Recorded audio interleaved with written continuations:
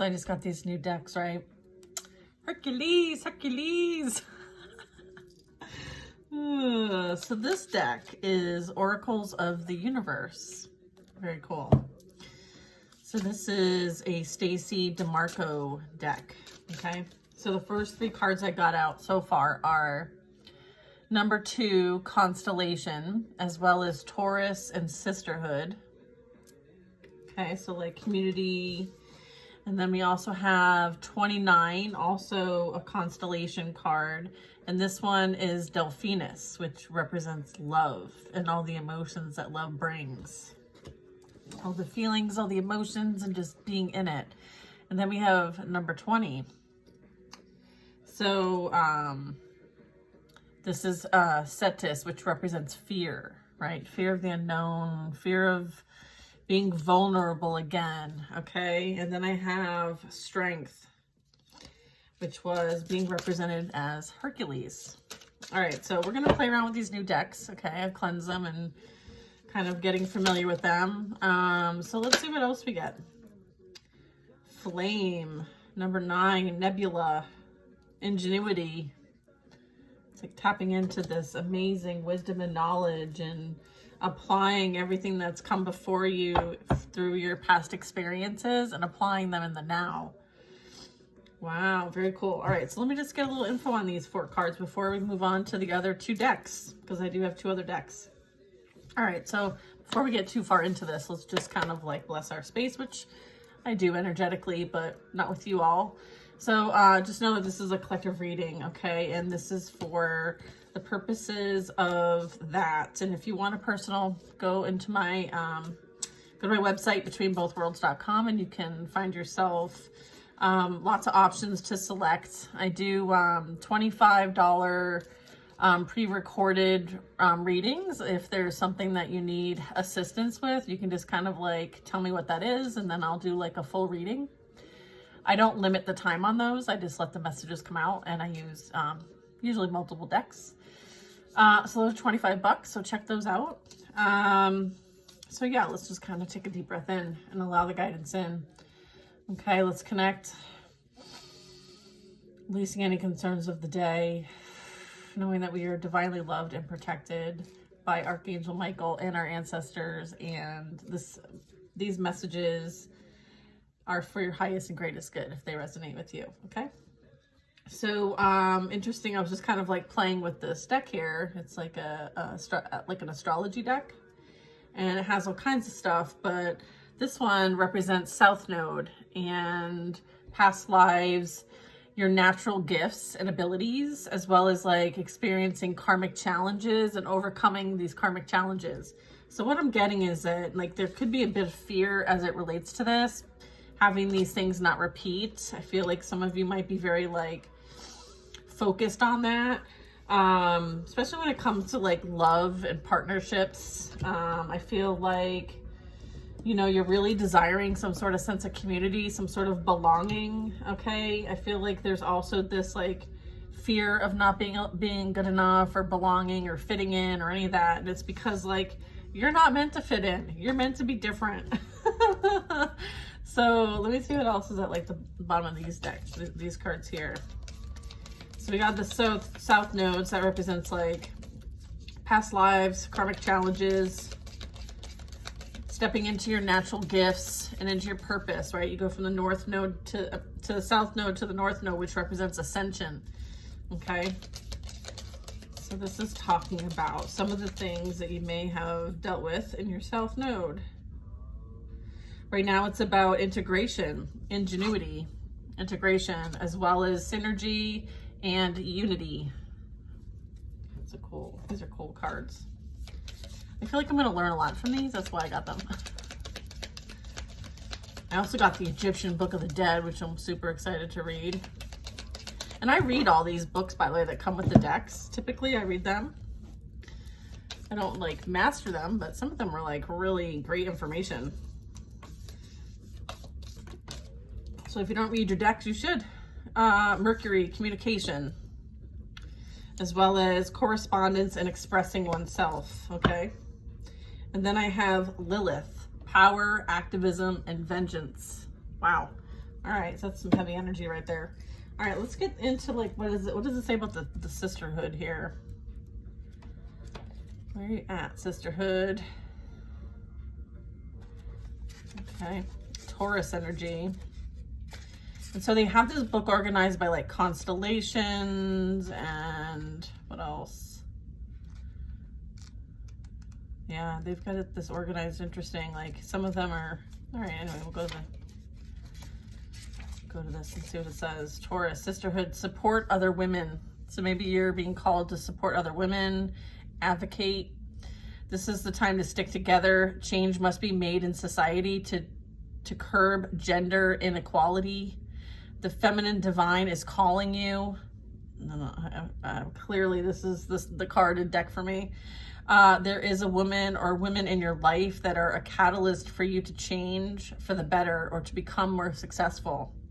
Women can be independent and powerful. Show loyalty to those who show it to you. Absolutely. Great message. Absolutely love that message for us. All right, so let me go to the next one. This one is love. Delphinus. Okay, look at this. Beautiful.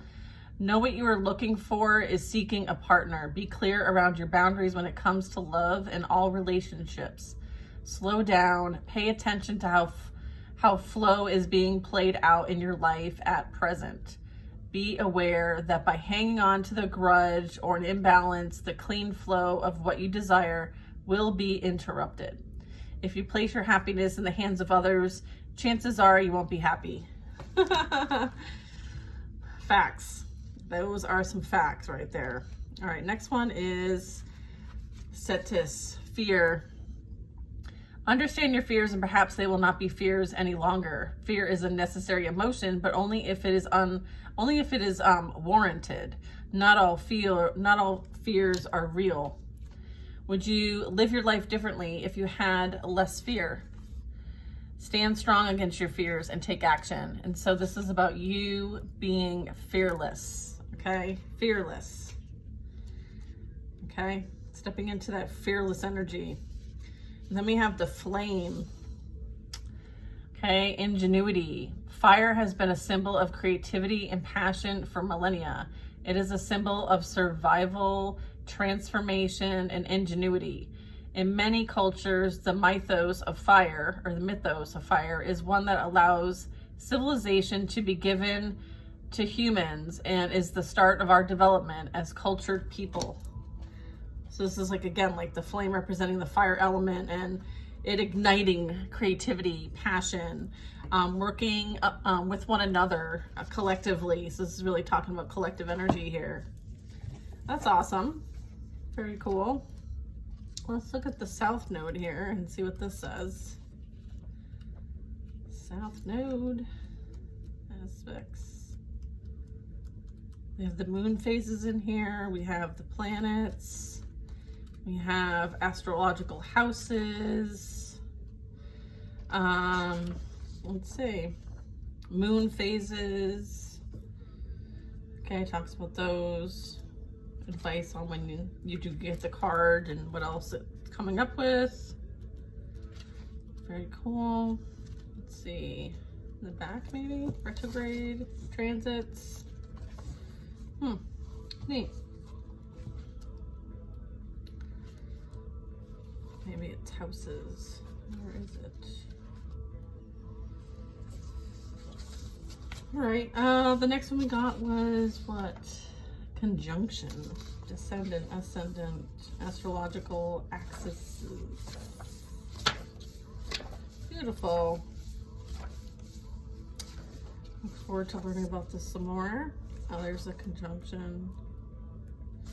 Conjunction is when two celestial bodies appear to be very close together or even in the same spot, merging their energies in the solar sky. Typically, this is when the angle between them measures 0 to 10 degrees. Because of their proximity, they will most likely occupy the same zodiac sign. I don't have any zodiac signs here. They tend to become a team, working together and intensifying their powers as a united force. However, that does not mean that their energies are always compatible. Depending on their traits, they can be harmonious or challenging to one another when their energies are blended, okay? This is talking also about the karmic challenges, right? And learning and healing, because some of that comes into this existence from past lives. And so sometimes it's to work together to kind of overcome, okay? Look at your natal chart to see how conjunctions at the moment of your birth have influenced your personality, offering insight into your strengths and weaknesses. Okay, so this is giving you some advice on like where to look to kind of like overcome some of these things. That's cool as shit. All right, Mercury. Where's Mercury? Planet. There we are. Communication, correspondence. The Mercury Tarot card is the Magician. So this is domicile. This would be Gemini and Virgo energy, okay? So the fall energy would be Pisces. The exalted energy would be Virgo. The average sign time is about 25 days. Orbit's 88 days. Mercury is the planet of communication, curiosity, and intellect. Its signs represent how you like to express yourself.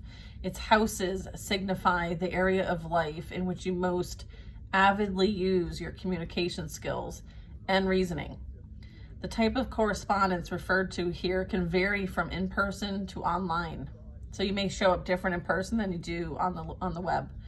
In the age of the internet, we often meet people's Mercury when we interact through social media, emails, and other networking platforms. Mercury helps us process information and sort through all the sources to make sense of it. Look to your Mercury for communication strengths and clues on how to improve your weaknesses. So this would be in your natal chart, is to kind of see where Mercury sits when it comes to the different houses, and that is where you can see your strengths and weaknesses, okay? So now you know why there's such a shitstorm when Mercury is in retrograde, right? It's like, everything goes haywire. Now you know why. All right, let's look at the Lilith.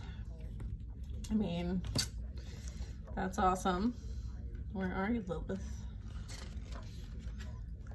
Okay, hang on. It's tough sometimes because there's no page references. Let's see.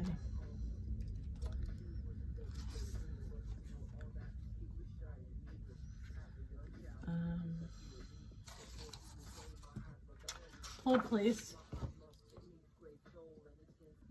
Okay, so this Lilith card is representing an asteroid. Okay, that's important now as it relates to astrology. So much like planets, they represent archetypes and embody characteristics of mythological deities, right? Asteroids are named after the Greek and Roman goddesses and embody much more specific traits. As most of the planets are masculine in nature, the asteroids help balance that energy with femininity.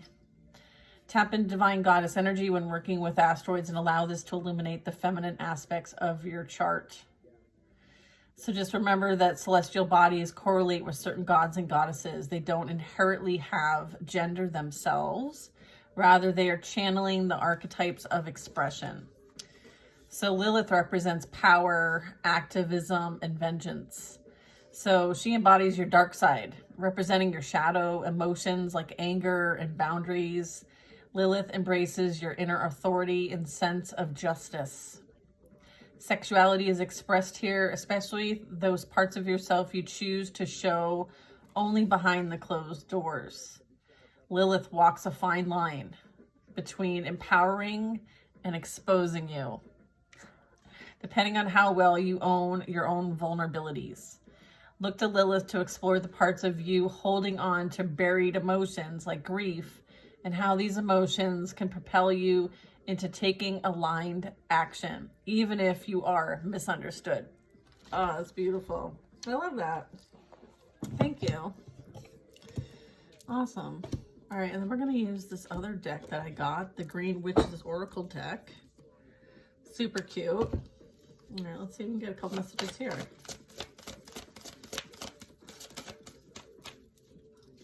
There's still a little bit, break them in.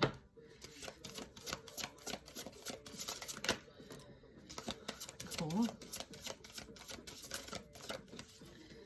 I got this deck because I really wanted to tap into like herbalism and the green witch within me. So I thought it'd be fun. Okay. There's so much like symbolism, you know what I mean? I'm like a sucker for symbolism. You know what's really cool about this Egyptian Book of the Dead is it like literally breaks down, like it helps you to understand and like all of the symbolism, okay? Which is very cool. It kind of like helps you like learn how and what all of those mean and what the story is being told. So it kind of like, I look forward to that. I like totally nerded out today. Okay, so I'm like, nerd. All right, so the first card out we got was Soil. And, you know, this is about stability and keeping it simple, right? Not overcomplicating things, like foundational.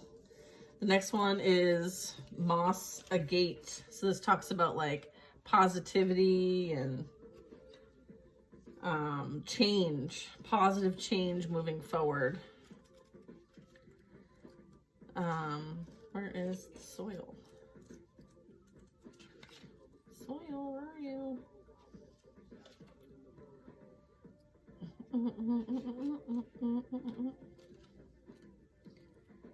There we go, Soil.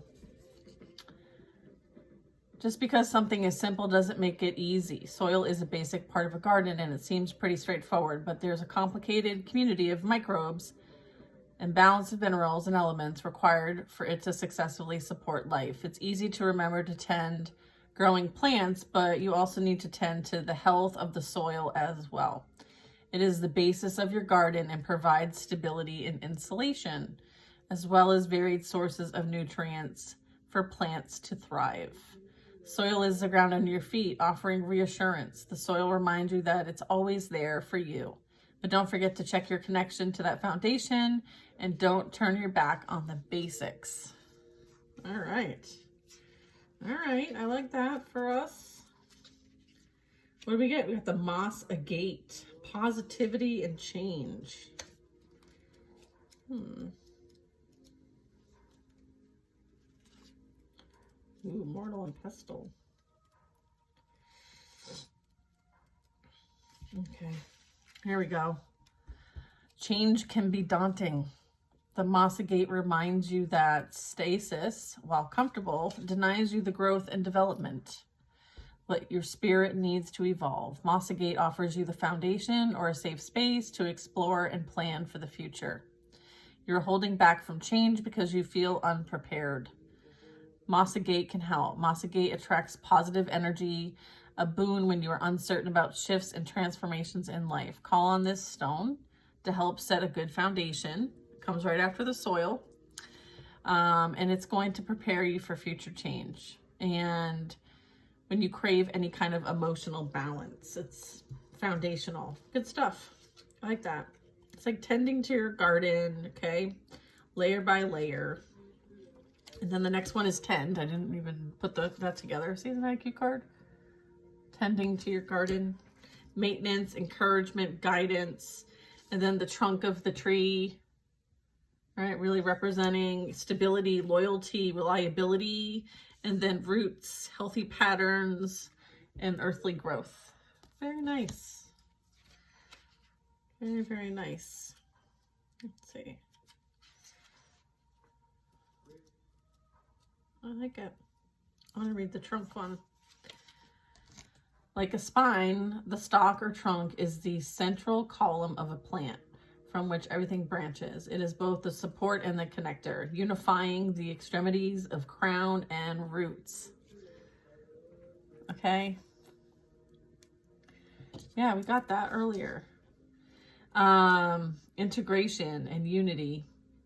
The newer, softer wood just beneath the protective bark of the trunk conveys moisture from the ground upward and moves energy created in the leaves and downward. The core is what gives the tree its strength. Like a tree, your core has been formed of past experiences as you grow. Make a list of your core beliefs, who you are, and what you hold dear, and what you would never compromise on, right? Maybe this is in love as well as friendships, okay? When these start coming to pass, I feel like there was a lot of lessons learned, and maybe there's a bit of fear around this. So maybe you constructing some sort of like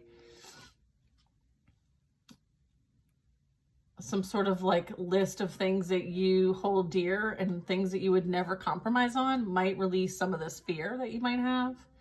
This is who you truly are. So the trunk card reminds you to stay true to those beliefs, to provide a safe, stable place for new experiences to develop.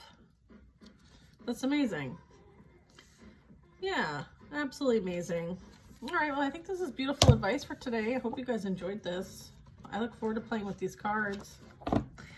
See you guys next time.